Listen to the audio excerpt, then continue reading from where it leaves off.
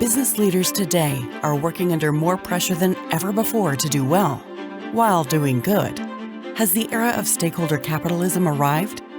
Although the broadening of a business's mandate to account for its impact on customers, suppliers, employees, and the environment sounds great in theory, it can be surprisingly complex in practice. That's why the Kenan Institute committed in 2022 to a deep dive exploration of the topic, aimed at providing actionable insights for leaders working to balance corporate value with corporate values. I think one of the recommendations that I have for business leaders in terms of making recommendations to stakeholders when there are no clear win-win solutions is to make sure that you're really explaining the issues that are at the heart of stakeholder capitalism.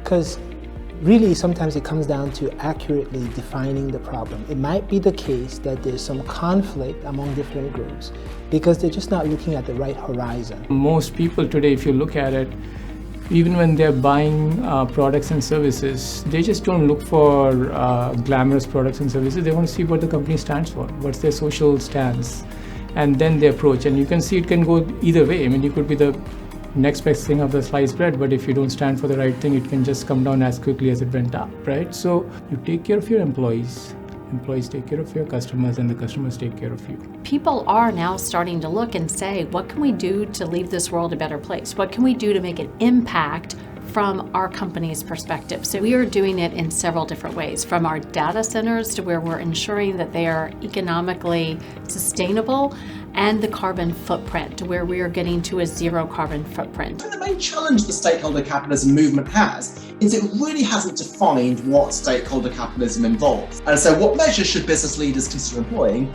They should be the ESG measures that will ultimately lead to financial performance in the future.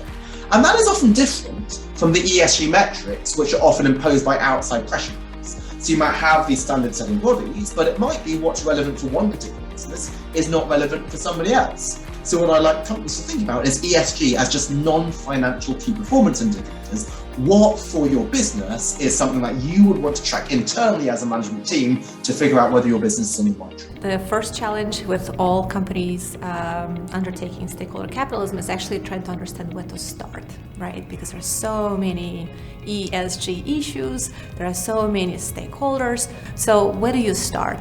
One starting point is actually to come up with a purpose statement. And in that purpose statement, you could, as a company, really lay out how do you create value for all of your stakeholders through your business.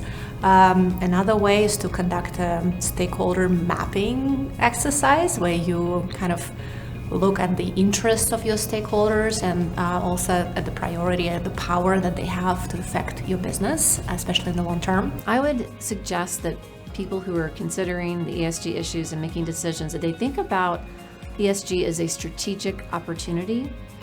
Obviously, there's threats strategically as well, but think of it in terms of their strategy rather than thinking of it in terms of compliance. Smart companies are not going to try to address every single possible issue all at once. ESG investing advances the values of investors, who are, by construction, the richer members of our society, right? If you're poor, if you live hand to mouth, you don't have money to invest, you're not going to be a part of the ESG movement. So your values will not be reflected. So we have to be mindful of this wealth gap, essentially, between what the median voter wants and what the typical ESG investor wants.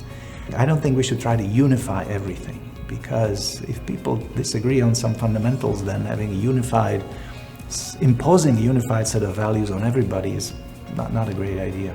It's confusing at this point for companies, and it's led some to say, you know, we're just not going to do this right now until there's some guidance, until there's some metrics, until we know, where the goal line is. And I think as we go through this exercise of, having guidelines, having metrics, I think that some of this will wash out. But for now, I think that you can really damage your reputation and brand by trying to claim things that aren't really consequential and that don't really speak about the long-term value that your company is creating. I think stakeholder capitalism it's really taking off, and especially in the finance literature and a bit in the strategy literature, management literature. And so I think it's at the forefront of a lot of people's minds, but we just have a lot to do still.